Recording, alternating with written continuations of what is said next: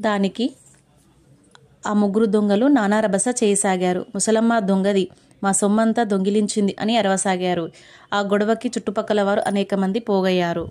ఎవరు ఏమీ చేయలేకపోతున్నారు. అదే సమయంలో రామలింగడు ఆ దారిగుండా పోతూ వీరి గోల విన్నాడు. ఆ సమయంలోనే ప్రాతకాల వ్యాయామం చేస్తూ వెళుతున్న మహారాజు కూడా అక్కడకు రావడం సంభవించింది. ఆయనకు రామలింగడు జరిగినదంతా వివరించి అవ్వను దూషించడం మంచిది కాదు. అవ్వ నిజాయితీ పరురాలు, మోసకారి కాదు అన్నాడు. అయితే ఆమె నిర్దోషి అని నీవే నిరూపించి చూపించు అన్నాడు రామలింగని రాజుగారు ఆజ్ఞాపించాడు. రామలింగడు ఆ ముగ్గురిని పక్కకు పిలిచి జరిగినదంతా చెప్పండి అని అడిగాడు.